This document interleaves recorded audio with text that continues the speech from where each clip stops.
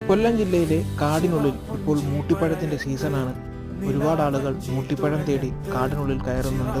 കാടിനുള്ളിൽ ആദിവാസി മേഖലയിൽ പ്രത്യേക സംരക്ഷണയിലുള്ള മരത്തിൽ നിന്നാണ് ഞങ്ങൾ മൂട്ടിപ്പഴം ശേഖരിച്ചത്. ഒരുപാട് ഗുണങ്ങൾ നിറഞ്ഞതാണ് ഈ മൂട്ടിപ്പഴം.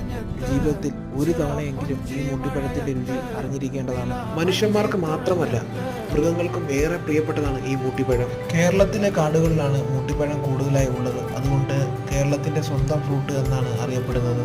നമ്മുടെ അണ്ണാനും കുരങ്ങനും കരടിയുമാണ് മൂട്ടിപ്പഴം കൂടുതലായിട്ട് കഴിക്കുന്നത്. മരത്തിൻ്റെ താഴെയാണ് കായകൾ കൂടുതലായിട്ട് ഉണ്ടാകുന്നത്. അതുകൊണ്ട് തന്നെയാണ് മൂട്ടിപ്പഴം എന്ന പേര് വന്നത്. മൂട്ടിപ്പഴത്തിന് വളരെ കട്ടി കൂടിയ തോടുകളാണുള്ളത്.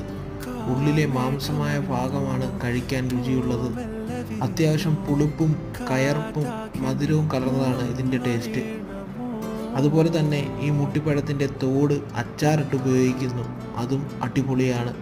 മഴക്കാലത്തുണ്ടാകുന്ന